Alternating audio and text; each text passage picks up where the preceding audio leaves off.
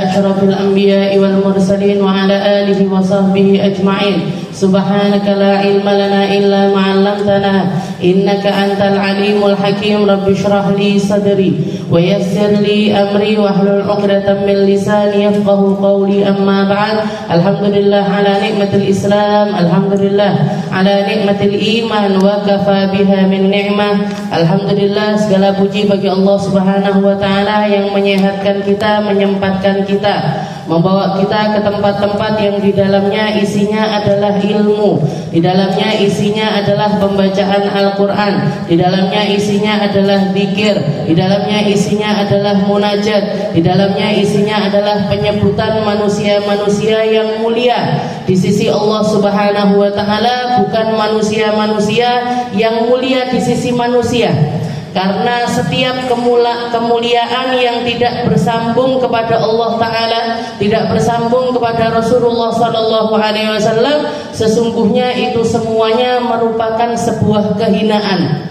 Karena dikatakan di dalam salah satu hadis, Nabi Muhammad mengatakan ad-dunya mal'unah, mal'unun ma fiha wa mawalah illa zikrullah wa aliman wa muta'alliman. Dikatakan seluruh yang ada di alam semesta ini, semua perkara yang ada di dunia ini terlaknat.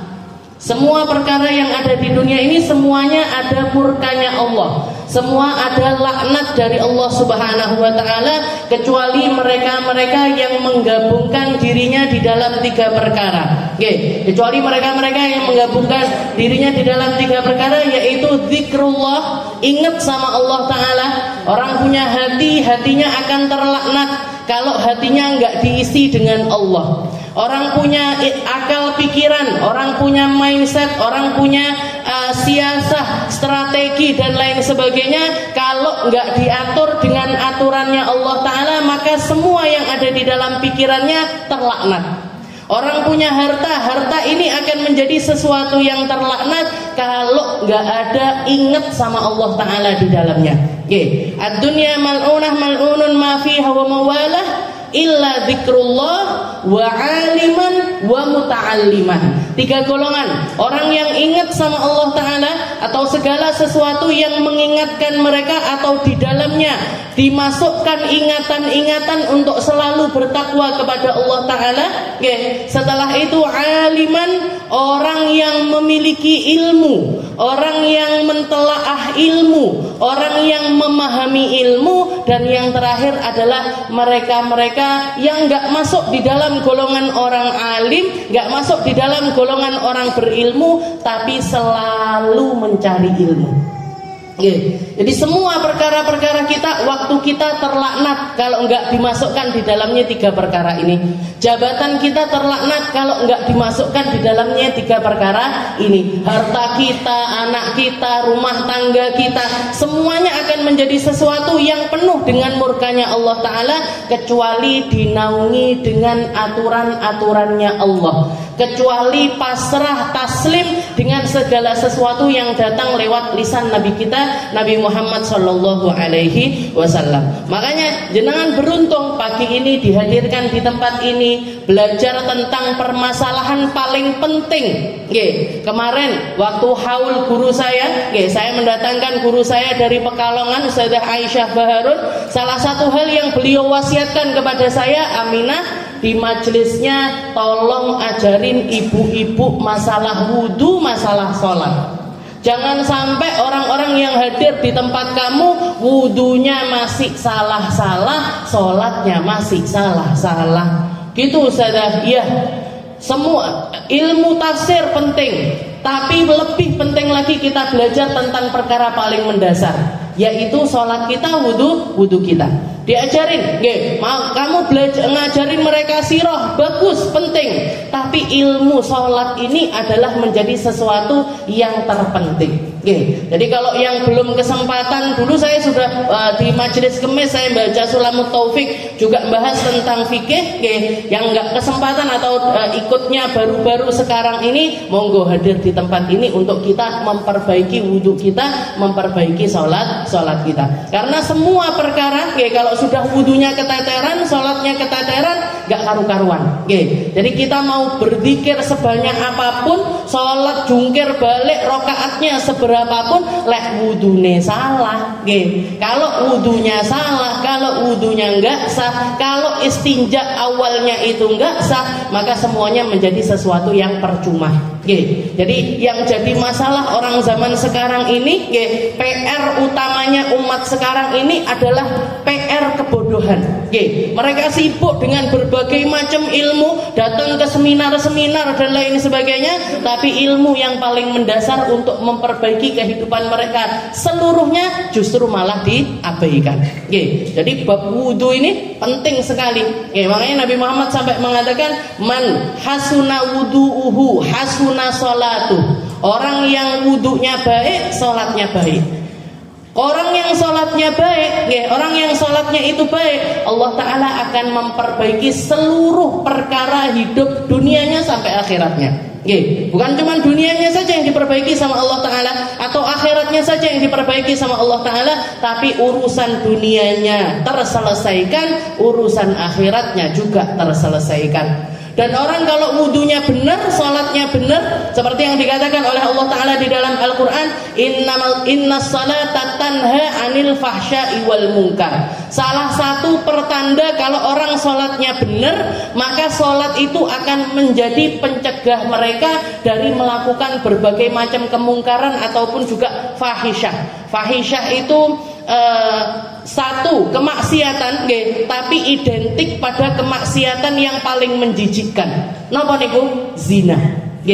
Karena zina ini orang kalau pernah terjerumus ke dalam zina, meskipun dia bertobat, masuk ke dalam surganya Allah Ta'ala, tapi seluruh penduduk surga akan tahu kalau dia itu adalah orang yang pernah berzina.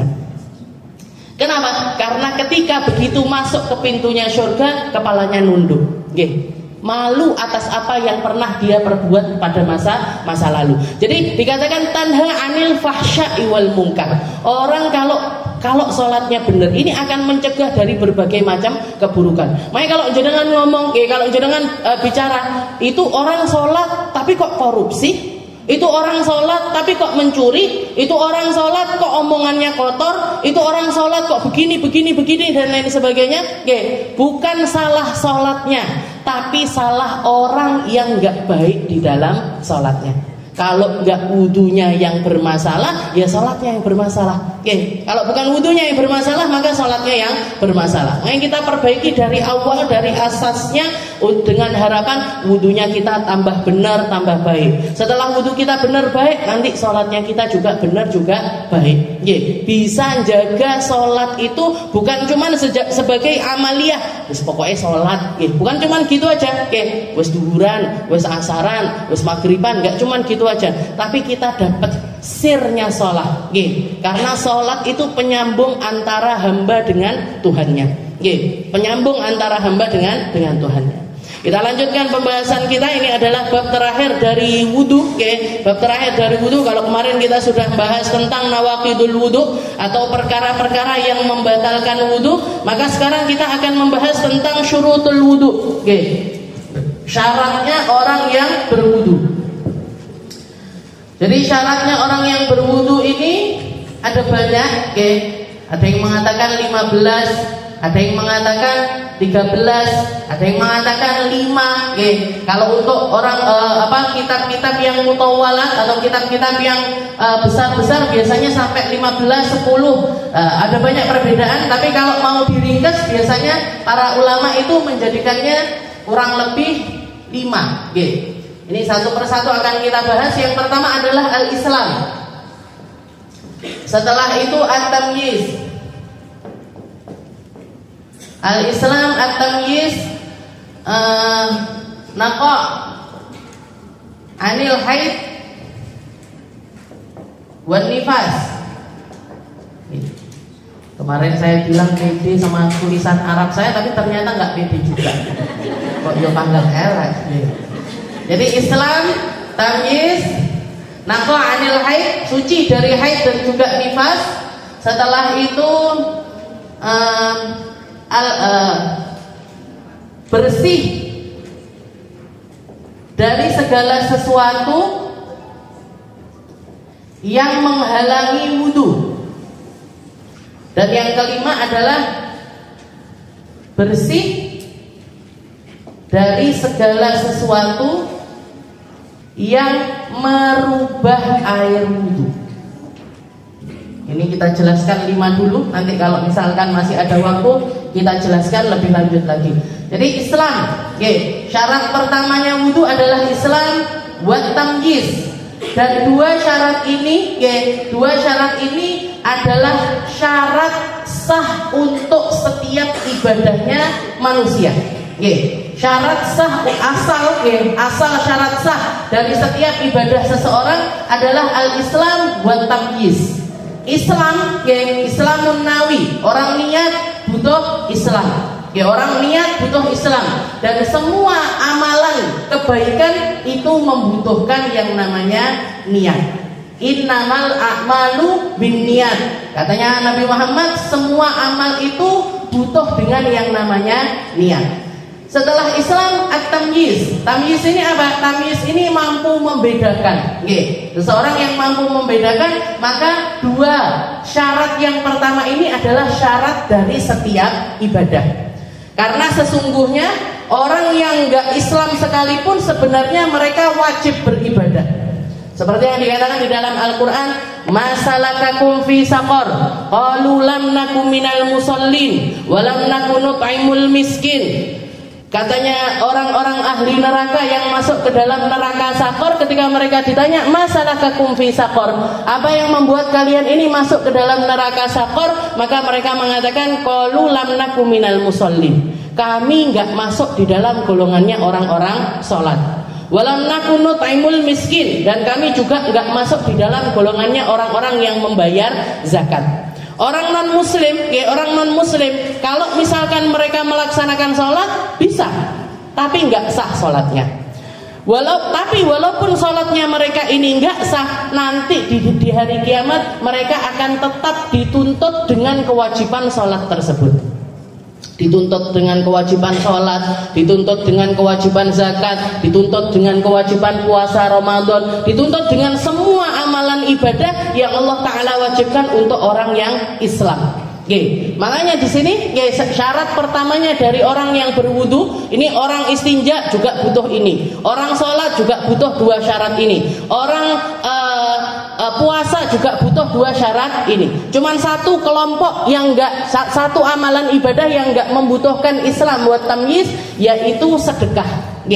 Sedekah itu satu amalan yang enggak membutuhkan niat. Zakat pun termasuk. Jangan keluar zakat lupa ndak niat, maka tetap sah zakatnya. Jangan sedekah lupa niat, nggak apa-apa. Jangan ngasih orang nggak pakai niat, itu juga sesuatu yang diperbolehkan. Jadi satu-satunya amalan yang nggak membutuhkan niat itu adalah sedekah. Makanya bahkan para ulama mengatakan satu-satunya amal ibadah yang ketika seseorang orang non muslim setelah itu masuk Islam, begitu dia masuk Islam, rekening pahalanya ini masuk adalah semua pahala-pahala sedekah yang pernah dia lakukan. Dulu saya waktu masih Kristen misalkan, saya pernah sholat ketika umur 12-13 misalkan, pernah sholat. Gimana? Masuk dapat pahala apa enggak? Enggak. Kenapa? Karena syarat utamanya belum dapat, yaitu Islamun nawi wa tamyiz. Islam. Dan Islam ini yashmulu dhahir.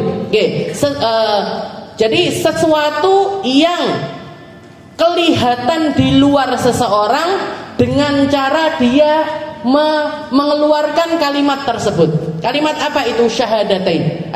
Jadi ketika seseorang mengucapkan asyhadu an la ilaha illallah wa anna muhammadar rasulullah, dia langsung masuk di dalam kategorinya orang Islam, tapi belum iman. Jadi masuk di dalam golongannya orang Islam, tapi belum masuk di dalam golongannya orang iman. Karena orang tingkatan pertamanya seseorang itu Islam dulu, baru setelah itu iman. Makanya jenengan ketika baca hadisnya Nabi Muhammad yang bercakap-cakap dengan malaikat Jibril, pertama yang ditanyakan sama malaikat Jibril, mal Islam, ma arkanul arkanul Islam, rukunnya Islam itu apa aja? Syahadah, sholat, puasa, zakat, haji bila mampu. Setelah itu nanya lagi, wa arkanul iman, terus rukunnya iman apa? Percaya kepada Allah, percaya kepada malaikat, percaya. Jadi tingkatan pertama itu orang Islam, baru setelah itu orang iman. Orang Islam itu apa? Sesuatu yang berdengar. Jadi kunci utamanya adalah syahadat. Tapi begitu seseorang bersyahadat, terbuka semua pintu amalan-amalan ibadah apapun. Terbuka semua pintu amalan ibadah apapun. Karena orang musyrik ini banyak perkara yang nggak diperbolehkan bagi mereka. Termasuk ketika Allah, karena sesuatu yang paling penting di dalamnya itu nggak dapat mereka.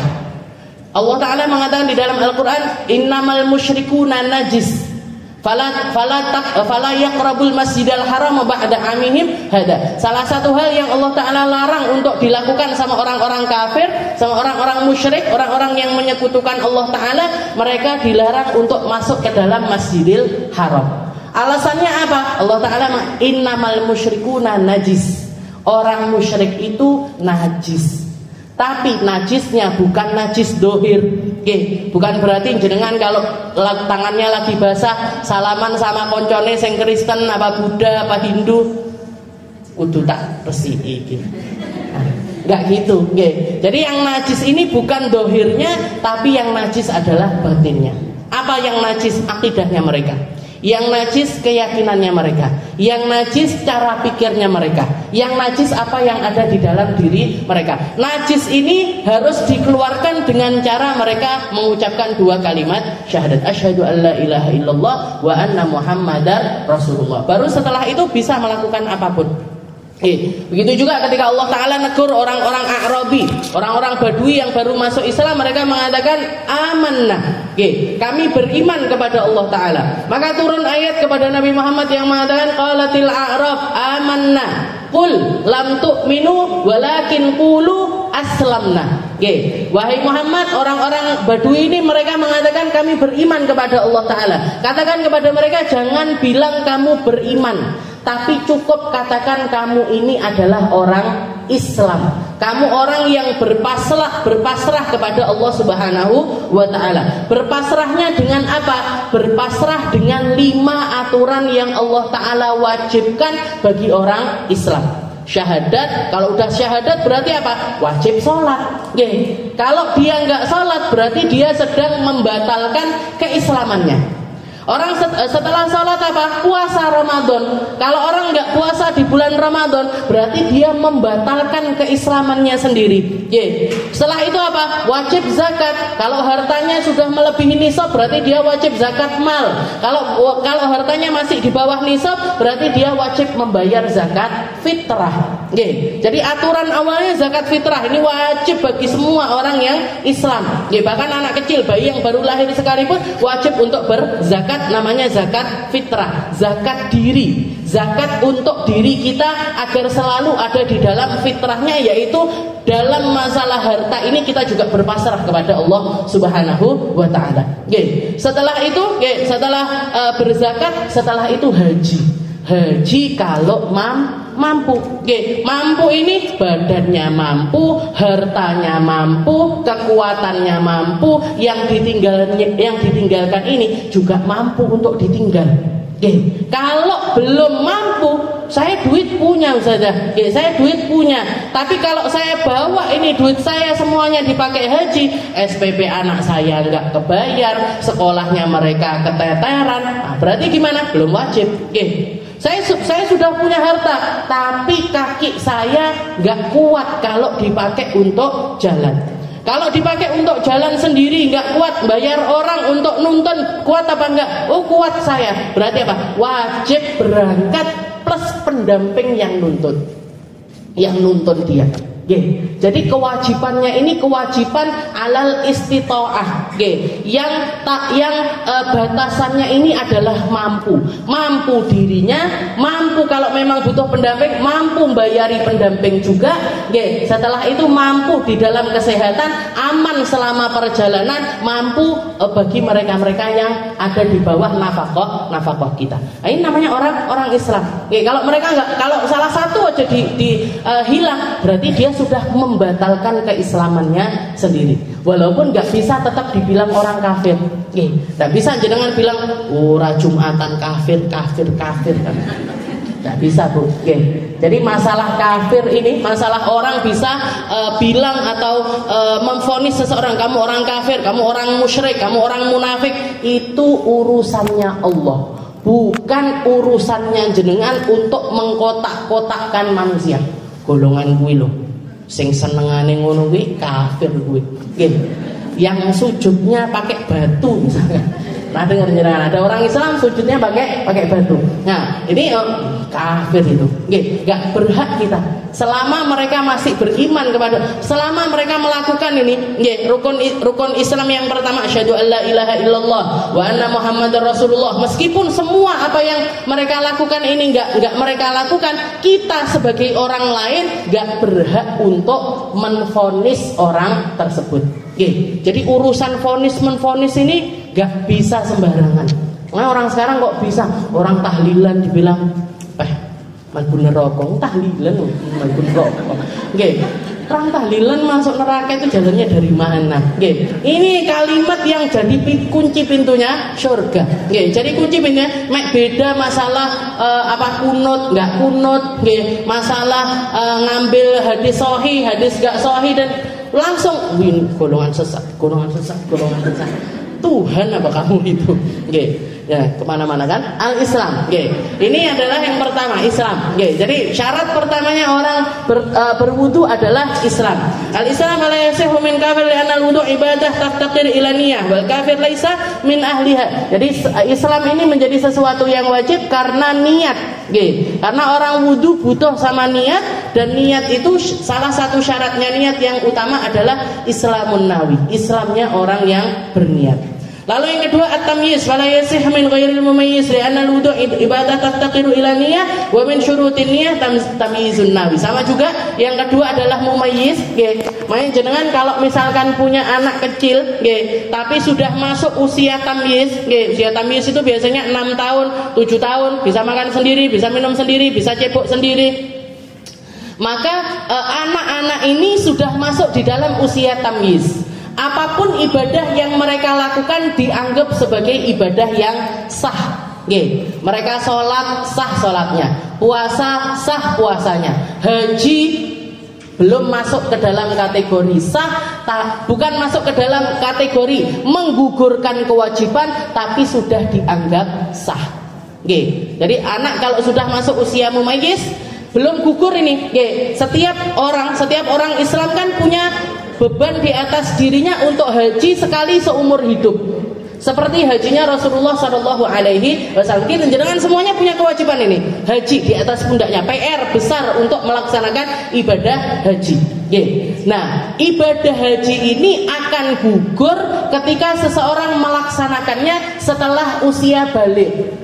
Balik itu berarti kalau perempuan sudah menstruasi, kalau laki-laki sudah mimpi basah. Tapi kalau masih di bawah usia tersebut, usia 7 tahun, usia 8 tahun, belum menstruasi, belum mimpi basah, tapi jenengan ajak mereka berangkat haji, kayak yang viral, haji 2 bulan itu, gimana ini hajinya? Langsung dipulang, langsung dipanggil Pak Haji 2 bulan, jalur itu mau tidak bisa ya kan? Jadi gimana ini hukumnya mereka? Nah, ini kita bahas dulu. Jadi ini balik, habisnya balik, di bawahnya balik itu namanya mumayyiz. Kalau anak usia mumayyiz masih bisa dianggap sah. Tawafnya mereka sah, sa'ainya mereka sah, wukufnya mereka sah, semuanya dianggap sah. Tapi belum menggugurkan kewajiban. Rasulullah pernah ditanya, ada ibu-ibu gendong anaknya masih usia segitu, bawa anak usianya yang masih batita, nanya mau di perjalanan berangkat haji. Ya Rasulullah berangkat dari Madinah, perempuan tersebut berangkat dari Yaman. Ketemu di jalan sama Nabi Muhammad, ya Rasul, saya bawa anak saya untuk berangkat haji. Oke. Gimana? Sah apa enggak nanti hajinya dia sah apa enggak ya Rasul? Katanya Rasulullah, sah. Ibadah hajinya sah. Kecuali nanti kalau dia sudah dewasa tetap diwajibkan untuk berangkat haji lagi. Oke. Ini menunjukkan kalau hajinya dia ini sah, tapi nggak menggugurkan kewajiban. Nggak menggugurkan kewajiban. Kalau di bawah usia mumayyiz gimana? Ya kalau di bawah usia mumayyiz nggak menggugurkan kewajiban dan tidak dianggap sah. Dan tidak dianggap sah karena tidak iso nyapa-nyapa, Bu. Dia batal ya nggak ngerti batal. Dia lari-lari ngelilingi Ka'bah juga nganggapnya cuman main-main aja, gitu. Dolanan tok anak. Saya itu kebetulan diajak haji sama abah saya itu umur 15 tahun. Itu aja sampai sekarang pikirannya haji kok koyok dolanan. Saya sa'i lomba lari sama adik saya. Adik saya umur 16 tahun, adik saya umur 13 tahun. Jadi bawa ransel besar lari-lari lomba lari. Abah saya gandeng nenek saya umur 60-an tahun. Nanti dada-dada. Iki sa'i opo? Kalau mikir sekarang nih loh, jadi ini sa'i walaupun kita sudah balik tapi masih sangat anak kecil sekali. Jangan bayangkan kalau itu yang melaksanakannya anak umur 3 tahun, anak umur 4 tahun, maka tidak dianggap sah. Tidak dianggap sah. Jadi al-mumayyiz. Nah, mumayyiz ini kuncinya orang ibadah. Jangan kalau sudah punya anak usia 6 tahun, 7 tahun, apalagi kalau laki-laki sudah bisa baca Fatihah benar, sudah disunat, sudah bisa baca Fatihah benar, sudah disunat. Jangan kalau mau sholat berjamaah sama anak tersebut, maka siapa yang jadi imamnya? Anak itu tadi. Kenapa? Karena sholatnya dia sudah sah untuk dirinya dia sendiri dan bisa mensahkan orang-orang yang jadi makmumnya. Sudah bisa gugurkan kewajiban. Jadi kalau anaknya umur 7 tahun, 8 tahun, tapi syaratnya nih toharohnya sudah benar, toharohnya sudah pernah belajar wudu, sudah belajar istinja, tahu mana yang najis, mana yang enggak najis, wudunya benar, baca Fatihahnya benar, baca surat Al-Fatihahnya itu benar. Jadi kan dia imam sholat. Jadi kan dia imam sholat. Tapi kalau masih di bawah itu, anak saya umur 5 tahun sudah, laki-laki, tapi sudah sunat. Sunatnya mulai dari kecil. Fatihah sudah lancar, wudu sudah benar. Gimana? Yang jadi imam sholat siapa? Jenengan. Kenapa? Karena dia belum mumayyiz. Mumayyiz ini, kalau jenengan bermakmum sama anak yang belum mumayyiz, sholatnya jenengan belum gugur. Karena dia tidak menggugurkan sholatnya, maka tidak bisa menggugurkan sholat orang-orang yang ada di belakangnya, yang jadi makmumnya dia. Tapi kalau sudah mumayyiz, gugur sholat bagi anak tersebut, gugur juga kewajiban sholat bagi siapapun yang bermakmum dengan mereka. Paham Jadi al-Islam buat tamyiz. Lalu setelah itu yang ketiga an-naqa anil haid wan nifas. Yang ketiga suci dari haid, suci dari nifas. Suci dari haid, suci dari nifas. Ini sesuatu yang harus karena orang ketika haid dan ataupun juga nifas, ada salah satu keharaman bagi mereka itu adalah at-thaharah biniyatit ta'abbud. Thaharah untuk niat ibadah, enggak sah. Orang lagi haid, lagi nifas, wudu enggak boleh. Mandi besar juga enggak boleh. Enggak boleh dan enggak sah. Sama halnya kayak sholat, sama halnya kayak puasa. Jenengan lagi keluar darah haid ini, tapi eman-eman Ramadan kok bolong. Jenengan tetap puasa. Jenengan tetap puasa. Gimana ini puasanya? Haram dan tidak sah.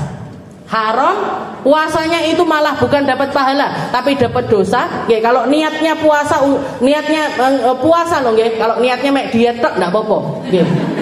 Orang-orang puasa, aku melok etok-etok koyok wong poso ae lah, sekalian diet misalkan gitu. Gimana? Enggak masalah. Enggak masalah. Tapi kalau jenengan puasa niatnya untuk puasa, maka haram hukumnya.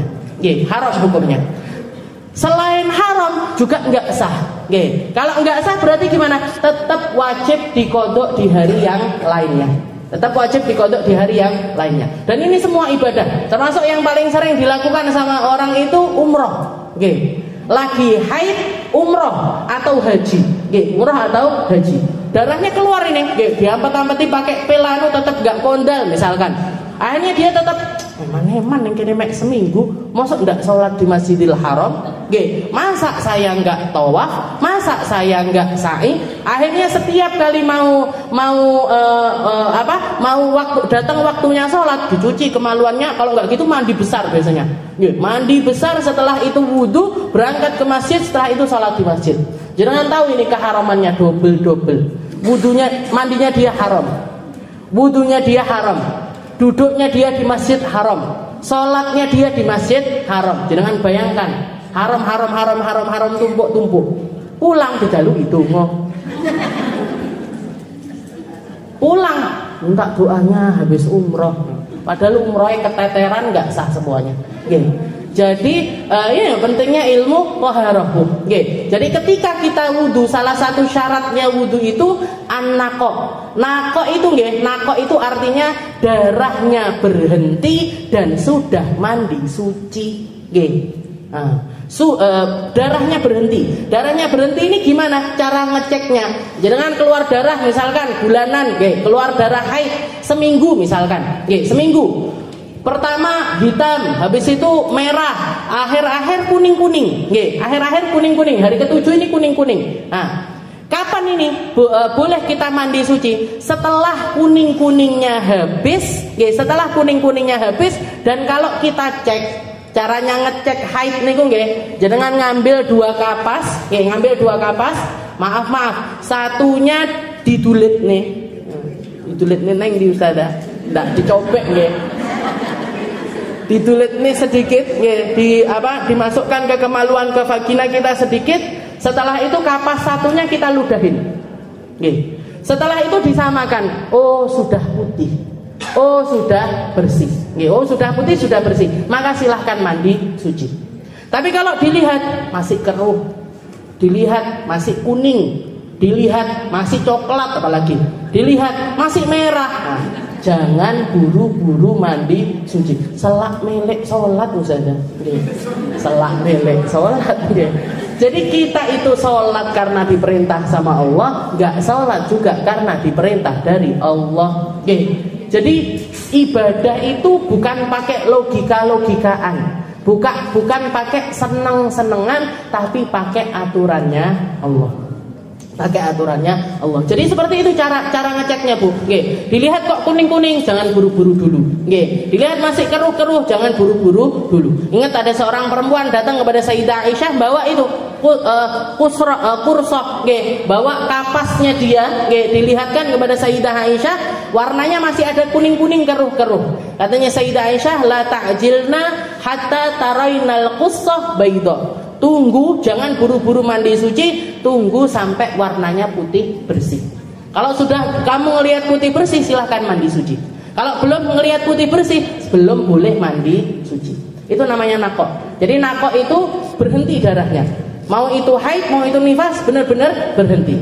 Setelah berhenti, sudah mandi suci. Sudah mandi suci. Jadi setelah kita mandi suci, sudah niat untuk mandi besar, setelah itu meratakan air ke seluruh badan, maka baru setelah itu semua hal yang diperbolehkan untuk ibadah-ibadah maka boleh dilakukan oleh mereka-mereka yang termasuk wudu.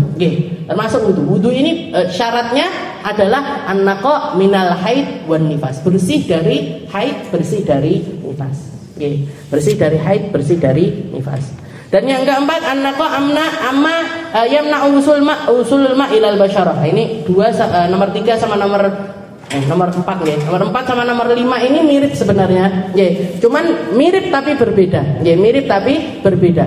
Yang pertama adalah kita ketika wudu harus memastikan seluruh anggota wudu kita yang wajib untuk dibasuh. Jadi wudu itu ada yang dibasuh, ada yang diusap. Ada yang dibasuh, ada yang diusap. Yang diusap cuma satu, yaitu bagian kepala. Yang dibasuh, yang dibasuh itu wajah, tangan, kaki. Wajah dengan semua batasannya wajah, tangan sampai ke siku-siku, kaki sampai ke mata kaki. Itu anggota yang wajib dibasuh ketika wudu. Nah, sebelum kita wudu, kita juga harus memastikan 3 anggota ini, wajah, tangan, sama kaki ini tadi bebas dari segala sesuatu yang mencegah masuknya air ke tempat tersebut. Yang mencegah masuknya air ke tempat tersebut. Bagian wajah misalkan jenengan suka nempelin stiker misalkan. Pas 17-an ditempelin stiker merah putih. Mau sholat duhur, gimana? Yo dikelentek dulu Bu stikernya. Gak boleh wudu sak stiker-stikernya. Gak boleh. Nah, jadi stikernya harus dilepas. Oh, saya nggak pakai stiker saja, pakainya apa? Lipstick. Pakainya lipstick. Nah, dilihat lipsticknya ini lipstick waterproof apa enggak? Kalau waterproof berarti harus dibersihkan dulu. Saya pakainya celak Ustazah. Oh, celaknya gimana? Waterproof apa enggak? Kalau enggak waterproof boleh dipakai wudu. Tapi kalau ada tulisannya waterproof itu sudah jelas-jelas. Proof itu kan kenapa? Artinya anti air, anti air. Jadi kalau jenengan pakai yang waterproof berarti jenengan sedang mengantikan air tempat-tempat tersebut. Lah ini jenengan wudu ini mesti pakai air, wudu mesti pakai air. Berarti yang waterproof itu semuanya harus dibersihkan. Kalau nggak ada tulisannya gimana Ustazah? Jangan lihat, saya pakai apa? Misalkan pakainya make up, pakainya make up, pakai foundation tebel, habis itu dilapisi concealer, dilapisi highlighter, dilapisi blush on, sembarang kalian ditaruh di muka misalkan. Nah kita lihat, jangan lihat, nggak ada ini satu-satu nggak ada tulisannya waterproof. Gimana ini? Jangan lihat, pakai kuku diginikan, dikerik. Kalau dikerik ada yang keluar, foundation sah, tetek bengeknya itu keluar semuanya di kuku kita. Oh berarti ini ada penghalang wudu. Berarti gimana? Harus dibersihkan semuanya. Harus dibersihkan dulu semuanya. Itu di wajah, mau itu di tangan, mau itu di kaki, semuanya wajib untuk dibersihkan. Kukunya pakai kutek misalnya, dibersihkan kuteknya. Atau jenengan barusan ngecat, tangan kena cat kabeh, berarti harus dibersihkan. Atau lagi sakit Ustazah, lagi di gips misalkan, atau pakai plester Hansaplast misalkan gitu. Nah, gimana? Dilepas dulu. Kalau misalkan kalau di gips gimana? Di gips ini saya kalau dilepas dimarahi dokter ini nanti nggak sembuh. Nah, gimana? Nah, kalau itu memang di tempat wudu, berarti nanti wudunya caranya wudu dulu sampai sempurna. Setelah wudu sempurna, tayamum. Tayamum ini untuk menggantikan bagian yang nggak kena air. Jadi tayamumnya ini jadi double.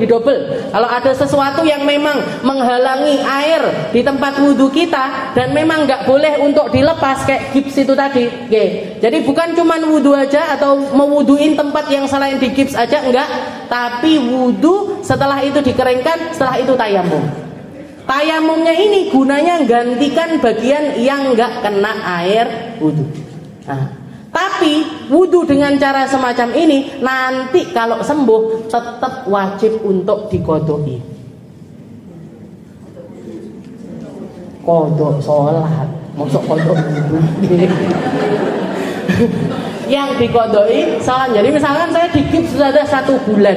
1 bulan tangan saya patah, habis itu digips. Ya sudah, dengan wudhu. Habis itu tayamum. Setiap sholat wudhu tayamum. Nah, setelah itu sembuh, dilepas ini gipsnya. Berarti gimana? Sholat 1 bulan itu tadi wajib dikodok. Sholat 1 bulan itu tadi wajib dikodok. Kenapa? Karena nanti kalau saya jelaskan jeletrahnya jenengan bingungnya nggak karu-karuan. Soalnya ini namanya sahibul jabiroh. Nanti sahib jabiroh itu orang yang ada penghalang wudhu, ada penghalang wudhu di bagian wudhunya dia. Nanti ini kaitannya kapan? Dia nempelinnya gimana? Dalam keadaan berwudu apa enggak? Dia ketika nempelinnya sekedar tempat yang luka apa lebih dari itu? Yang bisa yang nggak perlu dikodok itu, yang nggak perlu dikodok itu hanya mereka-mereka yang sakit, sakit. Habis itu ada jabirohnya, ada pembalut di bagian wudu tersebut.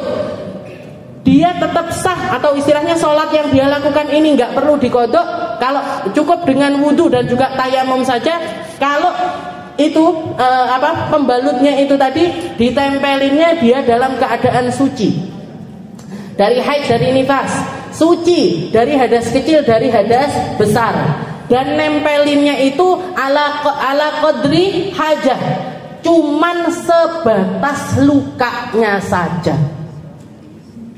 Iso napa mboten? Ndak iso. Wong jenengan luka sak sret sing diplasteri sak ngene. Nggih ta?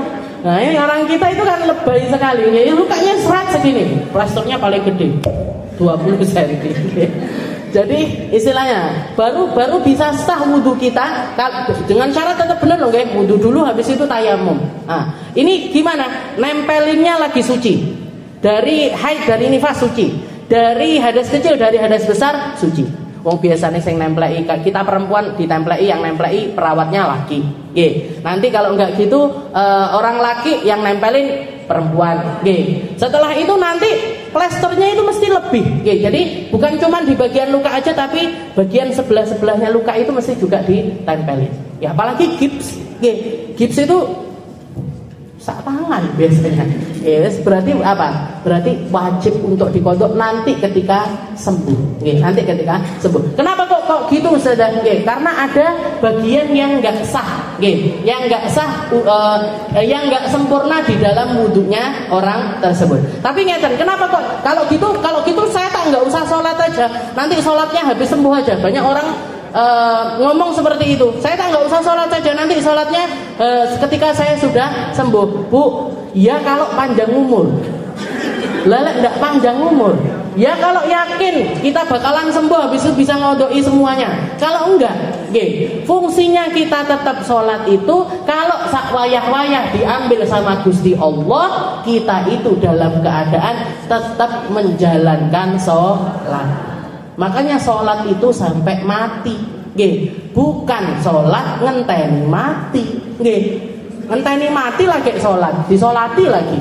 Na'udzubillah min dzalik. Jadi sholat itu setiap kali kita ketemu waktu sholat wajib sholat. Ketemu waktu sholat wajib sholat. Tinggal melihat keadaannya kita. Oh saya lagi di safar, oh berarti boleh jamak. Boleh jamak, boleh kosor. Oh saya lagi sakit, saya lagi sakit, nggak bisa kena air, ya sudah tayamum. Ya sudah tayamum. Saya sebenarnya bisa kena air, tapi ada bagian yang nggak bisa kena air. Ya sudah, berarti wudu yang nggak bisa kena air diganti dengan tayamum. Saya nggak bisa wudu, nggak bisa tayamum, misalkan. Ada orang nggak bisa wudu, nggak bisa tayamum, lagi koma, lagi terkapar di rumah sakit, di ICU, nggak bisa ngapa-ngapain. Sama perawatnya juga nggak boleh dikeluarkan dan nggak bisa. Gimana? Wajib tetap sholat bi faqidit tahurin. Sholatnya orang yang nggak nemu air, nggak nemu debu. Gimana? Langsung sholat aja. Nama sholatnya sholat hurmatul waqt. Sholat hormat waktu. Caranya gimana Ustazah? Saisone. Bisanya terlentang ya terlentang, bisanya kedip-kedip ya kedip-kedip, bisanya pakai lidah ya pakai lidah. Nggak bisa ada yang gerak, badan sak badan ini semuanya sudah nggak bisa gerak. Sholat pakai hati. Sholat pakai hati. Hatinya nggak bisa sholat, disolati. Bahkan setelah kita mati pun masih tetap ada sholat yang jadi tanggungannya kita. Tanggungan si mayat loh niku. Sholat itu. Kalau sampai ada jenazah masuk ke liang lahat nggak sempat disolati, napa? Sholat di atas kuburan. Maksudnya orang-orang wajib menyolati mereka di depan kuburannya orang tersebut. Karena salah satu hal yang wajib digugurkan dari seorang mayat adalah sebelum masuk ke liang lahat harus disolati. Kalau wis kadung mlebu ya sudah disolati di depan. Makanya kalau jenengan ngelihat ada orang-orang yang sholat di depan kuburan, nggih, itu bukan nyembah kuburan, enggak, nyolati yang ada di dalam kuburan tersebut, nggih, nyolati yang ada di dalam kuburan tersebut. Jadi ini, nggih, annaqa amma yamna usulul ma ilal basyarah. Harus memastikan semuanya ini 3, wajah, tangan, kaki. Gak boleh ada sesuatu apapun yang mencegah masuknya air ke tempat tersebut. Okay. Dan yang kelima, alla yakuna alal udwi ma yughayyirul ma. Juga di anggota wudu kita ini, gak boleh ada sesuatu yang merubah air. Okay. Jadi nggak boleh ada sesuatu yang merubah air. Kalau tadi yang pertama nggak boleh ada sesuatu yang mencegah air untuk masuk ke anggota kita. Yang kelima ini adalah nggak boleh ada sesuatu yang bisa merubah air. Yang bisa merubah air. Kayak apa misalkan? Kayak kalau kemarin kita sudah bahas masalah air, ada namanya air mutlak. Air mutlak ini apa? Tohir mutohir, suci mensucikan. Asalnya dari mana? Dari langit sama dari bumi. Air hujan, air embun, air salju, semuanya suci mensucikan. Yang dari tanah, air sungai, air sumur, air laut, sumber air, semuanya adalah air suci. Itu namanya air mutlak. Air mutlak. Setelah itu ada lagi namanya air tohir ghairu muttahir, suci tapi nggak bisa dipakai untuk bersesuci. Air apa ini? Air yang bercampur dengan sesuatu yang suci. Air yang bercampur dengan sesuatu yang suci. Jenengan lagi wudu, di tangannya jenengan pakai hand body. Yang hand body-nya itu punya bau, ada keluar aromanya, wangi dan lain sebagainya. Setelah itu juga kalau kita usapkan gini, dia ikut luntur. Kalau diusap gini dia ngeresep, berarti itu enggak merubah air. Makanya kalau Nabi Muhammad dulu caranya melembabkan kulitnya beliau pakainya minyak. Minyak ini kalau diusapkan meresep, meresep ke dalam kulit. Enggak ada sesuatu yang nempel di atasnya.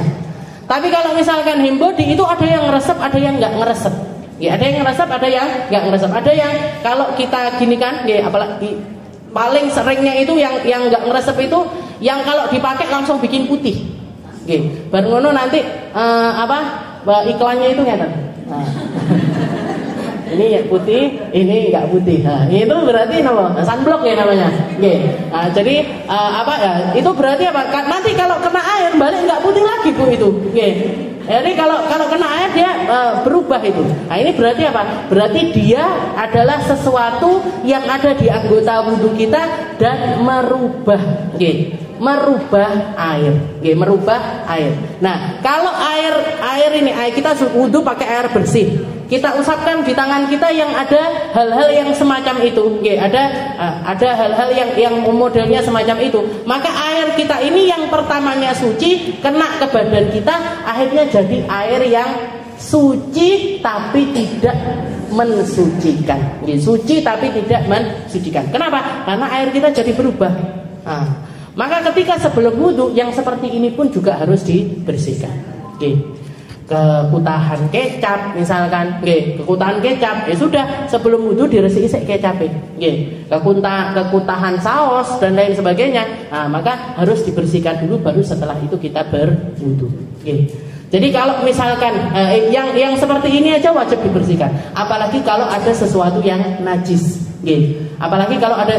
Jadi bagian pertama air suci mensucikan. Yang kedua air suci tapi tidak bisa mensucikan, yaitu yang bercampur dengan sesuatu yang suci. Dan yang terakhir adalah air najis. Air najis ini apa? Air sedikit kecampuran najis atau kena najis. Kita kalau ngambil air untuk bagian badan kita, ini kan mesti air sedikit. Segini, segenggaman tangan, ini mesti air sedikit. Nah kalau di bagian badan kita ada sesuatu yang najis, ini akhirnya air suci ini berubah menjadi air yang najis, sehingga nggak bisa ngangkat hadas, nggak bisa mensahkan wudhu kita. Ya, tidak bisa mensahkan wudu kita. Allah yakun 'alal wudu ma yughayyirul ma bihaitsu yasluk ismal ma kahibir wa sabun mathalan. Ya, jadi di sini kalau contohnya itu kayak kalau kita ada sabun di badan kita. Nah, ini mau wudu, sabunnya dibersihkan dulu. Nggih. Jenengan luluran misalkan. Nah, mau wudu, nah, lulurnya dibersihkan dulu. Nggih. Atau apapun itu. Nah, jadi sebelum wudu kita harus memastikan seluruh anggota wudu kita ini bersih dari sesuatu yang menghalangi air, juga bersih dari sesuatu yang bisa merubah air. Oke. Yang bikin air masuk, menghalangi air masuk wajib dibersihkan, yang bisa merubah air juga harus dibersihkan. Dan yang keenam, al ilmu bi faradiyati. Dan yang 7 dan seterusnya insya Allah kita lanjutkan di pertemuan kita yang selanjutnya.